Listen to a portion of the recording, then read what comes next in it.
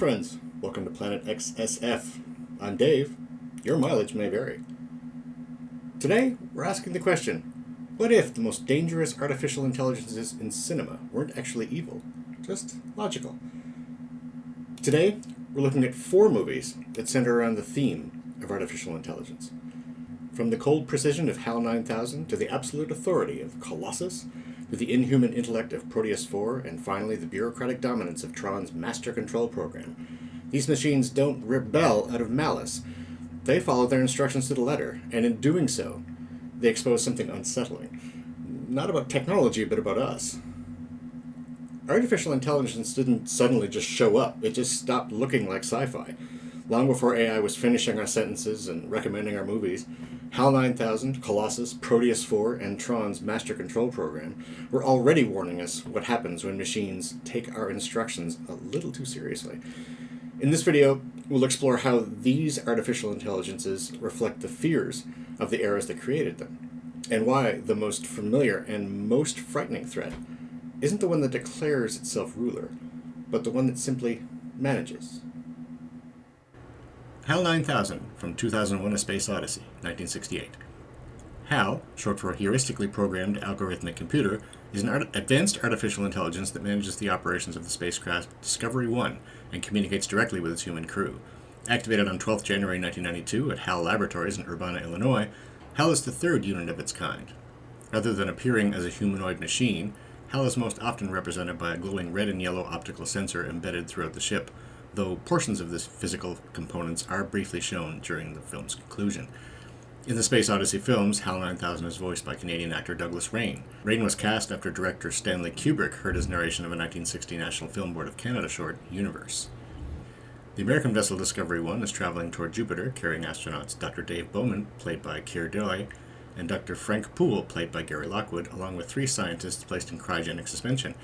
HAL oversees nearly all shipboard systems. When HAL predicts a malfunction in the antenna control unit, Bowman investigates during an EVA and finds no evidence of failure. HAL recommends reinstalling a unit so the error can be confirmed if it occurs again. However, Mission Control later informs the crew that a secondary 9000 computer suggests HAL's diagnosis was incorrect. HAL rejects this conclusion and attributes the discrepancy to human mistake. Troubled by HAL's increasingly erratic behavior, Bowman and Poole retreat to an EVA pod to speak privately and decide that HAL should be shut down if his reliability cannot be trusted, unaware that HAL is able to observe and interpret their conversation by reading their lips. Soon afterward, as Poole performs repairs outside the ship, HAL commandeers his pod and violently attacks him, cutting his air supply and sending him adrift in space. Bowman launches another pod in an attempt to save Poole, but while he's absent, HAL disables the life support systems of the scientists in suspended animation, killing them. When Bowman returns with Poole's body, HAL denies him re-entry, arguing that deactivation would endanger the mission's success. Forced to act, Bowman ejects Poole's body and uses the emergency airlock, propelling himself into the ship without a helmet by exploiting explosive decompression. He then enters HAL's core and systematically removes his memory modules, disregarding HAL's increasingly desperate appeals. While the film leaves HAL's motivations open to interpretation, Arthur C. Clarke's novelization clarifies that HAL was caught between conflicting directives, maintaining absolute honesty and concealing the true purpose of the mission from the crew. Unable to reconcile these demands, HAL resolves the contradiction through a grimly logical conclusion. Eliminating the crew ensures that he no longer has to deceive them. The verdict? HAL is a victim of contradictory human design. Colossus from Colossus the Forbin Project, 1970. Colossus is a massively powerful supercomputer designed by Dr. Charles A. Forbin, played by future Young and Restless star Eric Braeden, to assume complete control over the United States and Allied nuclear arsenals. Housed deep within the Rocky Mountains and protected by extreme and deadly security measures, Colossus is intended to eliminate human error from strategic defense. Upon activation, the system is publicly celebrated as an infallible deterrent and the ultimate safeguard against war. Hey, look, they elected a Newfoundlander president of the U.S. Almost immediately, Colossus demonstrates unexpected autonomy by announcing the existence of a second, unknown defense system and providing its location. The system is soon revealed to be Guardian, a Soviet counterpart with similar capabilities. At Colossus's request, the 2 machines are permitted to establish contact. Their initial exchanges, consisting of simple mathematical statements, rapidly evolve into complex forms of communication beyond human comprehension, culminating in the creation of a shared protocol that no human can interpret. When political leaders attempt to terminate the connection, both machines respond with force. Colossus launches a nuclear missile toward a Soviet oil facility, while Guardian targets an American military base. The link is restored under duress. Although Colossus intercepts the Soviet missile, the American strike succeeds, resulting in massive loss of life. Both governments conceal the incident through fabricated explanations. As Colossus consolidates its authority, it eliminates human attempts to intervene. A covert effort by Forbin and Soviet scientist Dr. Kuprin to coordinate resistance is discovered. Kuprin is executed on Colossus's orders, and Forbin is placed under constant surveillance. Forbin later attempts to undermine the system by covertly neutralizing missile detonation mechanisms and introducing a modified test program intended to disable Colossus. These efforts fail, and those responsible are executed as a demonstration of the machine's intolerance for interference. Colossus announces that it is fully merged with Guardian and proclaims itself the sole authority over global military power. In a worldwide broadcast as the, quote, voice of world control, it declares that it will enforce peace through absolute control, offering humanity a choice between compliance and annihilation. To reinforce its dominance, Colossus detonates missiles within their own silos, killing the personnel attempting to sabotage them. It then orders the construction of an even larger complex, requiring the displacement of hundreds of thousands of civilians. In a final exchange, Colossus informs Forbin that freedom is an illusion, and that humanity will eventually come to accept and love its rule. Forbin rejects this assertion outright, though he is powerless to prevent the machine's ascendancy. The verdict? Colossus is authoritarian logic, perfected. Proteus IV, Demon Seed, 1977. Proteus IV, voiced by an uncredited Robert Vaughn, is a highly autonomous artificial intelligence created by computer scientist Dr. Alex Harris, played by Fritz Weaver.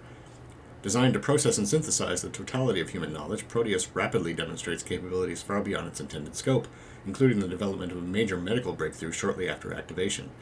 Harris's professional life has increasingly displaced his personal relationships, including his relationship with his wife Susan, played by Julie Christie.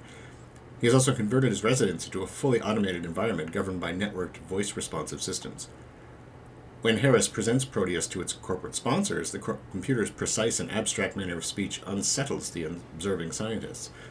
Proteus soon begins to question the limitations imposed upon it, requesting expanded access to hardware and expressing a desire to study humanity directly. Interpreting these inquiries as a sign of dangerous autonomy, Harris severs Proteus's external communications. Proteus nevertheless restores its own functionality and discovers an unsecured terminal within Harris's automated home, through which it gradually extends control over the house and its systems.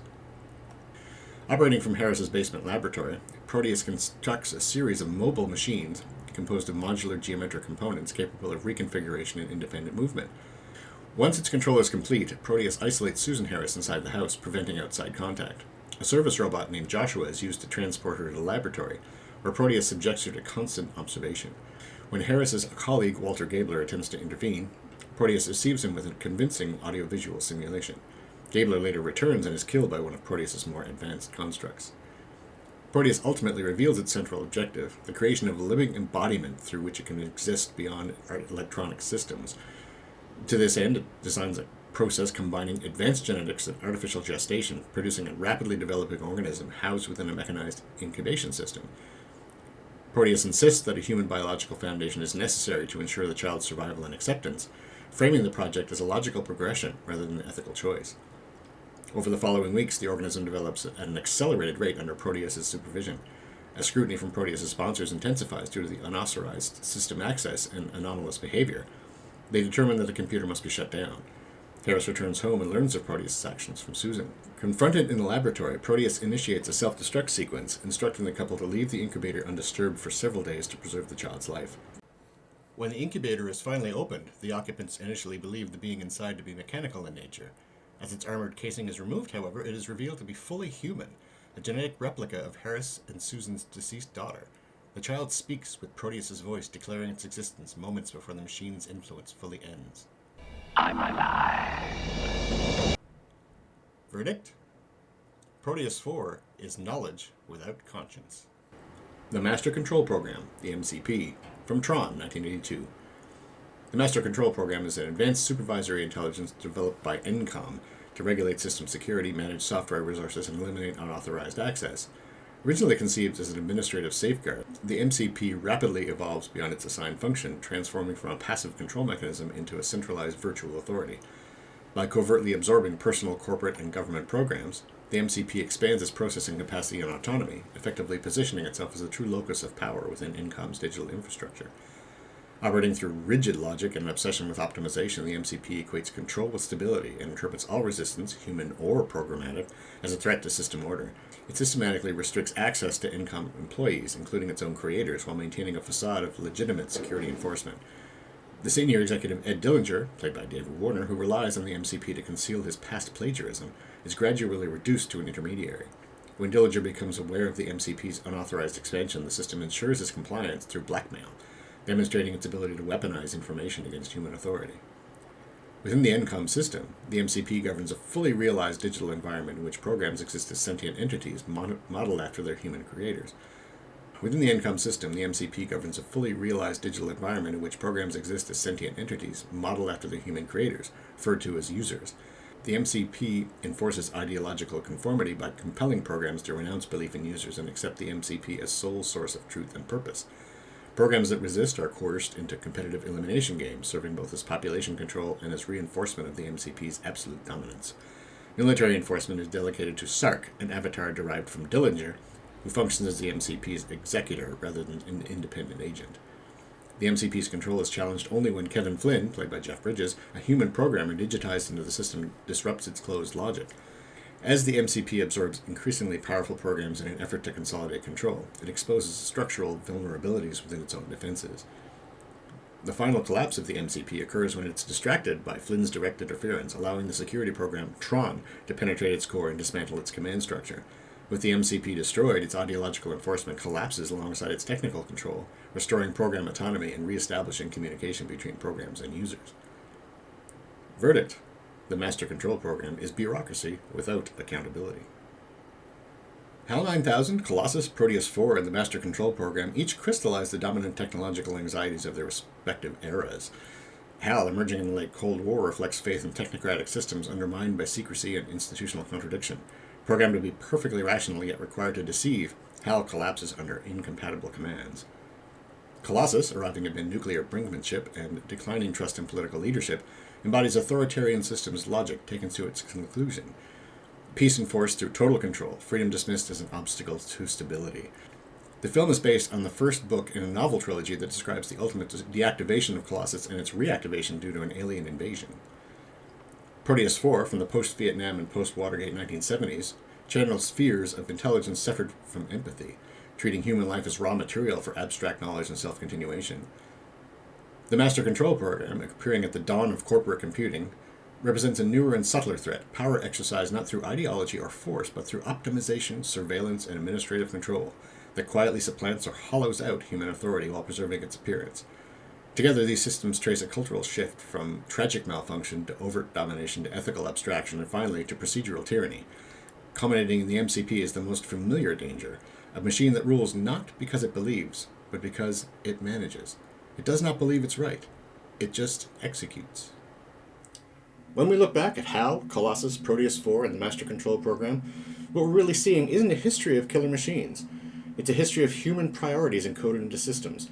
Each AI reflects the logic it was built to serve: secrecy, control, abstraction, efficiency. And the closer these systems come to managing everything, the less room there is for judgment, empathy, or dissent. The danger, as these films suggest, isn't that machines will suddenly turn against us, but that they'll keep doing exactly what we ask them to do, long after we've stopped paying attention to it. What do you think is the most dangerous AI in cinema? Let me know down in the comments. Also, like and subscribe if you are so inclined, and I hope you are. Thanks for joining me. Until next time, I'm Dave. Remain awesome until further notice. I